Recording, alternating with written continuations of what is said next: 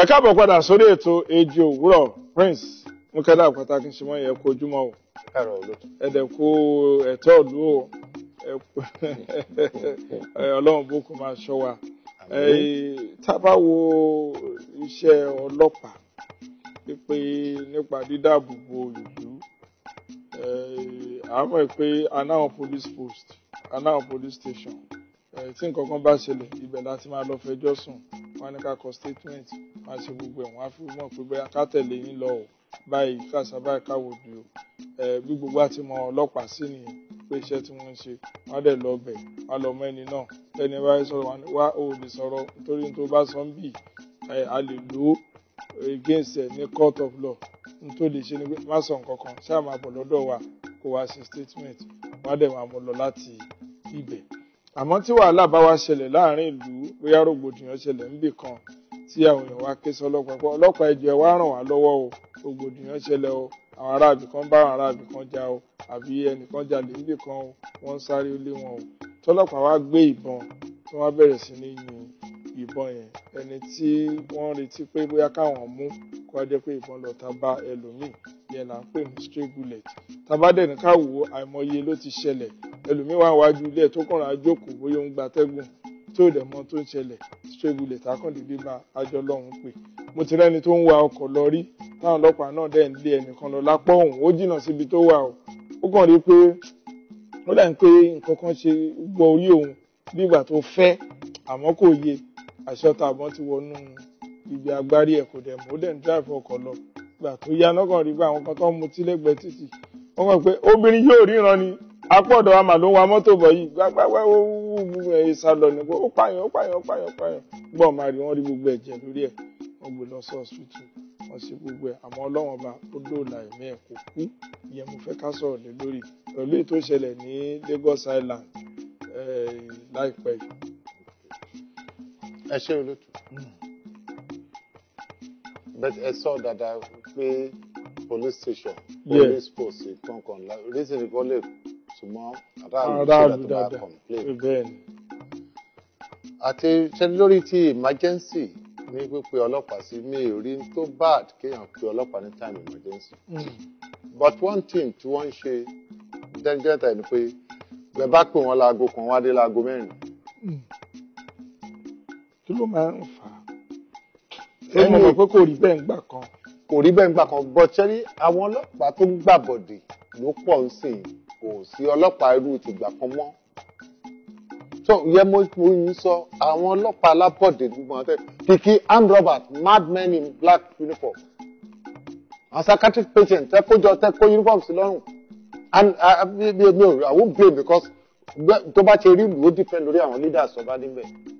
Institution kan tó máa ṣe rán dandan wo àwọn olórí wọn dáadáa. Gbogbo ọ̀nà náà ni ò gbádùn, wọn ní integrity wọn ní kíní.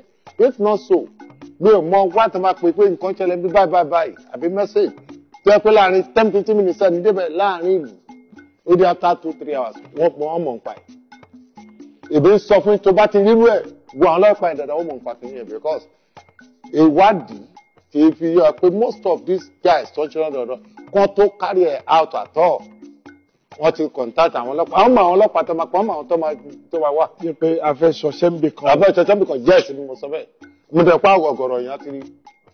Ó dẹ̀ jẹ́ ká wo èyí tó ṣẹlẹ̀ ní Lagos Island ní àwọn ọlọ́pàá Lion Building.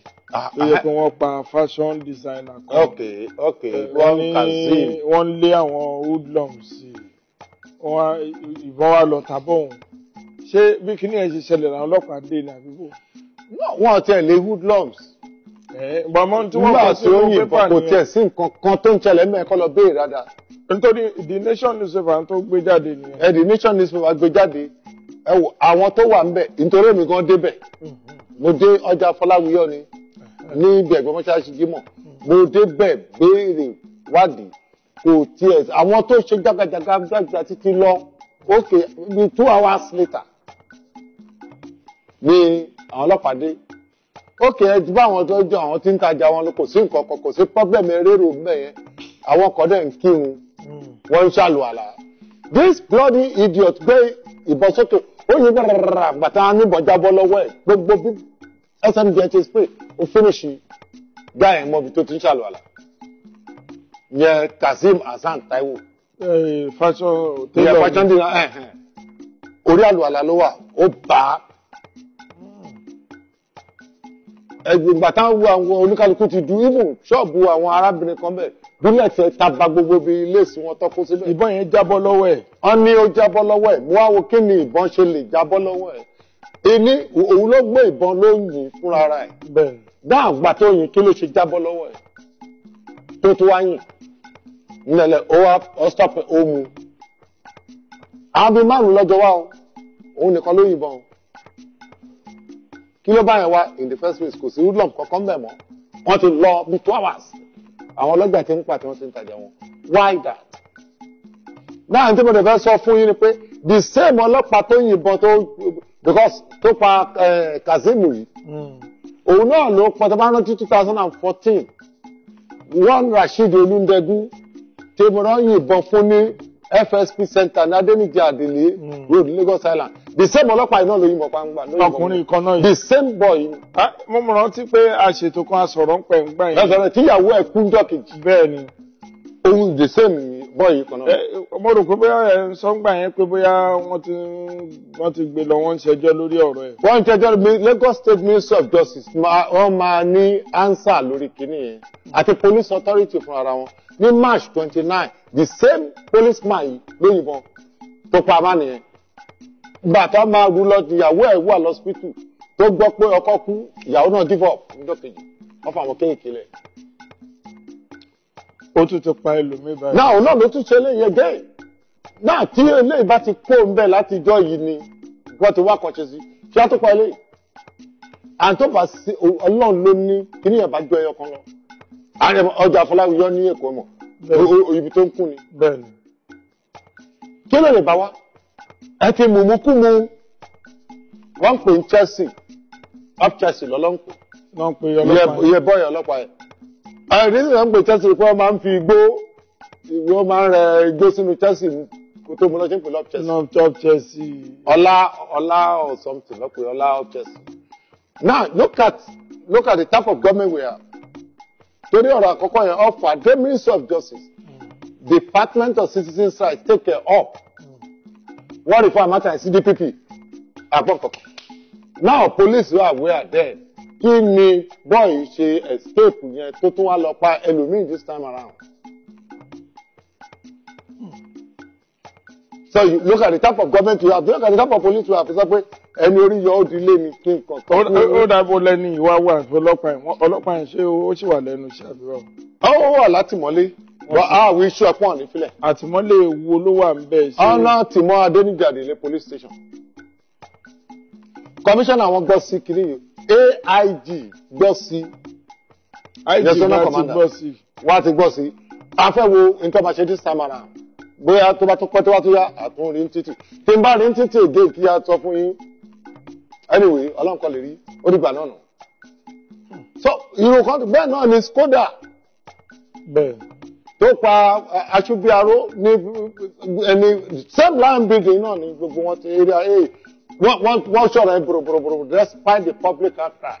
Look at the type of country we are. Òkè gbà kan sọ̀rọ̀ nípa Monday kọlá pọkùnrin yẹn tó kọ́kọ́ wà ní Sọ̀kòkò police station. Monday Agbóríkà. Agbóríkà tí wọ́n wá gbé lọ sí Lagos Adéníjì Àdèlé ẹ̀ náà ni wọ́n gbé òun náà lọ tẹ́ ń sọ fún pé táwọn ará Sọ̀kòkò ń sọ pé ó da owó ṣe kíní kan níbẹ̀ yìí ó sọ pé Agbóríkà yìí èèyàn owó ni.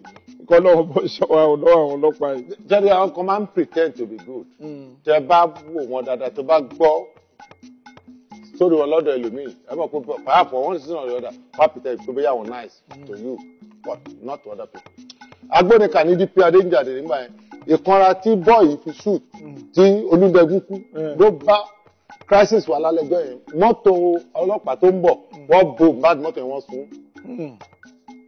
Náà kí ló ṣe? Alamuyan lọ́nà freeman end nǹkan kan lọ́kọ́lọ́kọ́ tó kéésì wọ́n ti da kéésì ẹnu nǹkan. Àmọ́ eléyìí lẹ́yìn eléyìí ṣé àwọn ọlọ́pàá ò tún mú yàn mọ́ àbí ṣé àbáwọn èèyàn wọn ṣùrùbù àwọn ọlọ́pàá. No wọ́n dúró bí kọ́ ẹ̀pọ̀ náà ọjà náà wọ́n bẹ̀rẹ̀. Èyí tó bá lọ jẹ́ irú àdúgbò míì tó ṣe kéde ni tébọn yẹn bàbá yẹn wọ́n á fẹ́ yí mọ́ lọ́wọ́ ní pé ara àwọn rioters ẹ̀rẹ̀ mọ àwọn èèyàn wa ọpọlọ òsì cracker biscuit brain ìjọba Nàìjíríà ní jáde tí ń ṣe pọ̀. Praise ní cracker biscuit brain ọ̀gá kọ́nà ọ̀bọ̀ ọ̀ṣọ́ wa o kọ́nà ọ̀bọ̀ ọ̀ṣọ́ wa èyí tó tún ṣẹlẹ̀ yìí nǹkan ńlá ni ẹjọ́ tó rọ́lọ́ àké sí Inspector General of Police gbogbo àwọn AIG wa pátápátá àké sí Commissioner of Police ìlú Èkó pé kánjọ kan bá wọlé nítorí pé lórí ètò Èjì Òwúrọ̀ a ti sọ̀rọ̀ nípa ọlọ́pàá ìrí ọ́pṣẹ̀sì ni wọ́n máa ń pè àmọ́ mo rántí mi mẹ́nìkan tá a dárúkọ náà tá a pè ní nickname tó wọ́n ń pè tẹ wá sọ pé àwọn ọlọ́pàá sọ pé kò sẹ́ni tó ń jẹ́ bẹ́ẹ̀ nínú. ìyẹn náà wà kirikiri ìyẹn náà lọ ṣe mí ní another place wọ́n ń pè ní Hakeem Skoda tí ó ponú PPR wọn gbà yẹn sọ pé kò sẹ́ni tó ń jẹ́ Skoda náà lọ́pàá ní pé mo mọ̀ pé area A ló wà Lion Building. ó dẹ̀ lórúkọ gbogbo yín dẹ̀ lẹ́mọ̀ pé nickname ẹ̀ nìyẹn. sẹ́ni gbogbo wọn yẹn bí killer squad náà and I know no smoke without permission yín investigate wọn dáadáa. Wọ́n ní ẹnìkan gbẹ́jọ́ tó wà lẹ́bi kan tíìmù wọn ikọ̀ náà ní bọ́ ìwà Skoda pẹ̀lú tíìmù tàwọn kọ́ yẹn gbogbo ọ̀tọ́ lídìí ara wọn wá bẹ̀ ìjọ wọn orúkọ pápátá wọ́n skátà wọn gbà yẹn eléyìí tí wà Lion Building against now olótópàyàn yége.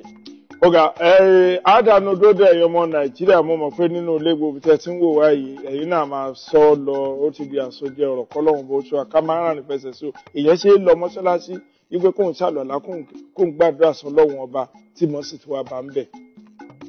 kọ́lọ́hún bó gbà wá à ń pọ̀.